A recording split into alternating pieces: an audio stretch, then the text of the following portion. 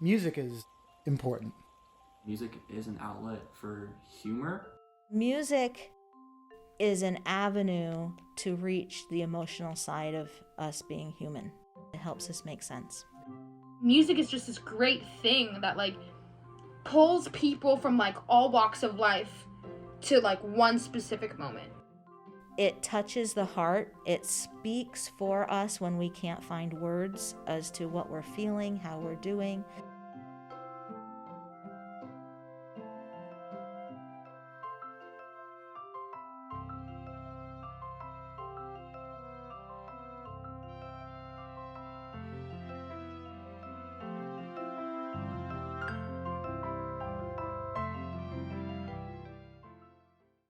So Pac, you know the movie Wall-E, where he like gets his energy from the sun, or like Superman, solar energy, really, I guess is what it is. But that would be me with Pac. Like I get my energy from that building. Lots of music making. They were able to go into the practice rooms and they would practice for their studio, for ensembles. You would hear it in the halls. We have the theater guys at the other end of the building, which are loud, vociferous scenes, and you can't tell whether they're practicing a scene in the hallway or if they're actually having a personal fight. So I was playing in all of the ensembles. I was playing in guitar ensemble, in wind ensemble for like a couple semesters, Jazz Express, playing with Jazz 2, playing with the Pep Band. You know, constant interaction among the students in groups, in twos and threes, and tremendous amount of social interaction. I would go and like get the key out of the little thing, so you'd have to swipe the card, and sometimes it wouldn't work, and then someone would like be sitting there on the couch, and either you wanted to talk to them or maybe you didn't. So like, you know, you'd have to like kind of be like, okay, am I actually going to get some practicing done? And then we go to rehearsal, and I go from one rehearsal to the next rehearsal, and then it would be just like clockwork, day in, day out. Before it was something of like, hey, I did this with my friends and we get to show it in Laxton and it's going to be amazing, or we get to share it in Harlan Adams, and just like kind of like a show and tell, really. Like, you just got to showcase what I'd learned, what my friends had learned, and how we all just kind of made this thing. And then we'd go to the basketball games, and that was just a whole nother gig. That was like the most fun. And I was just surrounded by friends, and we were just playing like fun, like rock and like pop tunes. And then my classes, of course, were filled with music making. And we'd take our students, some of our students, over to an elementary school. And so we would make music with the children there as well. Again, I was working with the younger kids, and we actually were told not to talk about COVID or what was going on because we didn't want to scare them. So we kind of basically played pretend for an hour and a half, 2 hours, that everything was fine and we were going to come back that next day. When the pandemic first happened, we didn't know it was a pandemic. We didn't know we would be done with the whole school year. We thought it was going to be a temporary thing.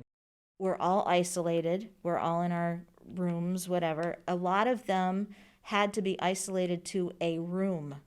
And even ones that I would say were strong mentally, health-wise, it became really hard for them. Lack of motivation is a big one, to even try to get up out of bed. I had several of the students say, "Thank you for having a Zoom class because it makes me get up." I was disappointed, obviously. I was more disappointed for the kids than for myself. A lot of people who I know would practice every single day, certain professors and some of my peers, right? They're super dedicated, and these people are like, yeah, I haven't picked up trumpet or clarinet in a month. I'm definitely back on top of it now. I think I'm back up to like the peak practice time. I didn't realize how much like the performance was a motivation. Yeah, or like just teaching a group was a motivation, or learning from other people. I felt like it's very lack of inspiration during the pandemic because I'm not constantly playing instrument involving in ensemble and, you know, learning new music itself. The biggest motivator for me in general is fear. But if I stop, the world won't. The world keeps on going. If I start lacking and, you know, I just let my skills deteriorate, the world won't care. I'll just get like kind of punished for that. You know, I'm working now for myself later, if that makes sense. It's interesting if you think about like the composition major, you can still do what you were doing before the quarantine. Title is called cumulonimbus, and cumulonimbus is a type of rainstorm cloud that's shaped like huge tower-like, and you can see it in the summer, and it creates this beautiful contrast between blue sky and this huge cloud tower. And it turned out like it was like most enjoyable project I've ever worked on. SOTA Productions is that missing piece. It's that missing piece that really allowed us to take this project to the next level. And it allowed us to connect not just with the community, but also with the students in the department. And that original goal of collaboration within the department, they were that piece that allowed us to come together. SOTA Productions is actually one of the featured classes of our music industry program here at Chico State, where my students are working on artist management, event promotion, and releasing new productions, and the marketing and distribution of those kinds of projects they work on. And this year we thought we would do something a little different with our ensembles being in a really different place. What if we thought of them as the artists in certain cases? So I'm really proud of my students here, Jasmine, Saechao, and Peter Schatz, who are in my SOTA Productions class and are also in the Bands and Wind Ensemble, and they're actually the makers of this video right here.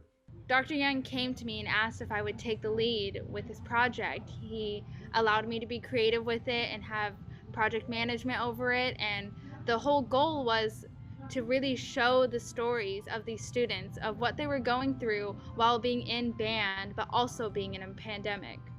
So I had one foot in Wind Ensemble, being a musician, and I had the other foot in music industry, being a project manager, which I've never done before.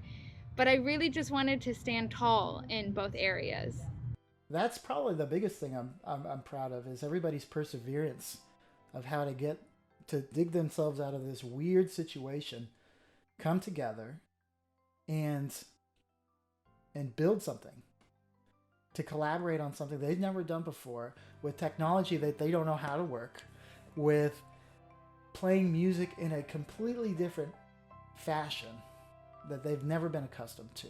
I think that the students, as well as myself, have learned technology.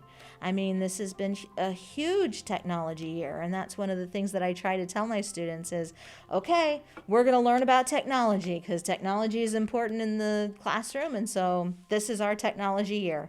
Yeah, technology is wonderful and technology is great.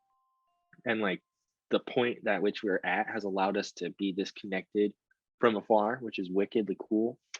If we didn't have these computers and it was still like ink and quill, everybody would just be home and there would be none of this anyways.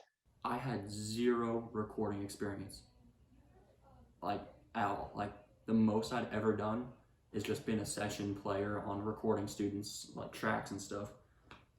And I taught myself how to record, and I started writing tunes. I started playing guitar. 6 or 7 months, I learned how to record, write tunes, and play guitar. But if you don't have awesome tools, you can still succeed. At least that's what I've learned from the pandemic. Practicing was much less important during COVID, right? We weren't putting on concerts, we weren't going to festivals, we weren't competing. So what was more important than practice? Well, it was connecting with each other. It was figuring out what are the passions for these kids, you know, getting to the heart of why they like music, and could we make that happen without a concert? On the mall, where shall I begin with this little anecdote? We just finished recording our first piece, which was Londonderry Air, and we're like, okay, second piece, let's go. On the mall, it's this march, and I'm like, yes, I haven't played a march in a while, these are fun. In Wind Ensemble one day, we got split up into 2 sections, right? So like the brass was in one breakout room, and the woodwinds were in another. Professor now comes into the woodwind room. He goes, hey, the brass have a proposition for you. They want to do a little challenge on the mall to see which section can play it better. And Julia right away, she's like, okay, did you come up with this or was it actually them? I feel like it was you. And I knew that no one in that brass section would actually have that idea. 2 weeks go by, we have our we have our challenge day.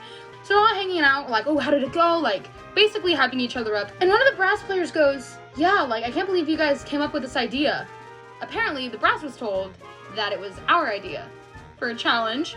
The results were the brass won by like, 1.2 points. I was really sad. I wanted that large iced milk from Starbucks.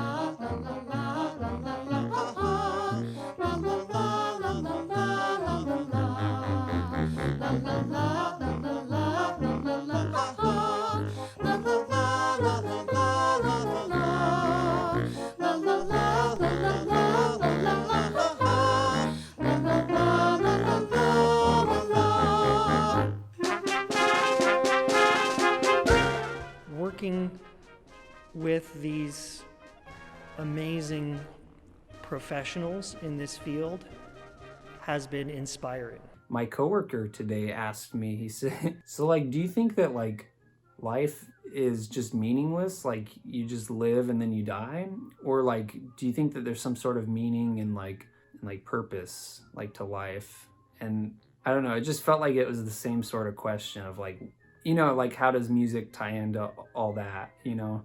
Because music, unlike a lot of classes, is a very family-oriented thing. What music means to me is, first and foremost, is community.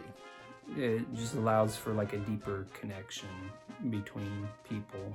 Music is just this great thing that like pulls people from like all walks of life to like one specific moment. Everybody's there for music. Music is an avenue to reach the emotional side of us being human. It helps us make sense. It touches the heart. It speaks for us when we can't find words as to what we're feeling, how we're doing.